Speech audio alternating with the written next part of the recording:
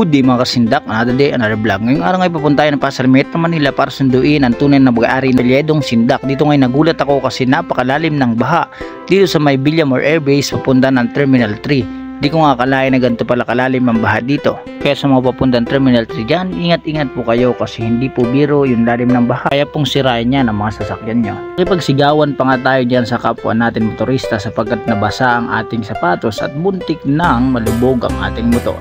Buti na lang at God is good talaga at hindi naman naano ang ating motor. So dito nga ipapasok na ako ng Terminal 3, medyo dahan-dahan lang tayo sa pagpupatakbo kasi napakadulas ng daan.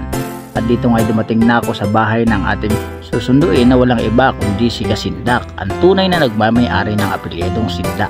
Ngayon nga ipapunta kami ng Santa Maria, Bulacan kung saan ipapatato niya ang napakaganda at napakadetalyadong design ni Boss Ipong. Kung gusto nyo palang pumunta at magpatato sa kanya ay huwag kayong mag-walk-in. Kasi masasayang lang ang pagod at effort nyo sa pagpunta kasi hindi niya kayo tatanggapin. Kung gusto nyo naman na magpa-reserve ng time and date ay mag-PM na lang kayo sa Facebook page niya. Sa kanya nyo na rin malalaman kung saan yung exact address niya.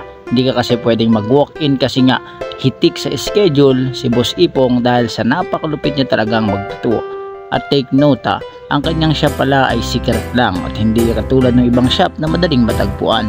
Kaya kailangan nyo talagang mag-PM at makipag-ugnayan sa kanya bago ka makapagpaset ng schedule ng pagpapatato. Dito ngay lampas na kami ng Philippine Arena. Sa awa ng Diyos ay nakarating na kami sa looban ng 2 oras. Kitang-kita nyo naman kung gaano kalupit at ka-organize ang shop ni Boss Ipong. Dito mo lang yan matatagpuan sa Santa Maria, Bulacan. Ang exact address ay kailangan mong sa kanya mismo malaman. Kitang-kita mo naman sa mga gamit pa lang ay puro dekalidad at napakaganda. Sa ink naman lahat ng kulay ay kompleto siya. Dito ay unlimited movie rin pala kaya hindi ka maiinip. Ito nga palang ilan sa mga design na tinatuan niya. Kaya naman mapapaisip ka kung paano nga ba niya ginawa. Ito naman ang napiling design ni Kasindak para ipalagay sa binti niya. Kita nyo naman kung gaano kadetalyado at napakalupit. At dito nga in-stencil na ni Boss Ipong para makita yung tamang size at laki ng itatato sa kanya. At pagkatapos nga niyan ay makikita mo na stencil pa lang ay napakalupit na. Ito nga ang mga ilan sa pasilip ng pagtatato sa kanya. Abangan nyo na lang sa susunod ko pang video ang full video ng pagtatato sa kanya at tingnan nyo kung gaano nila pinaghirapan at pinagtiisan makuha lang yung ganito kaganda. Hanggang sa muli, ako ang inyong Kasindak, hindi titigil hanggat ninaabot ang mga pangarap.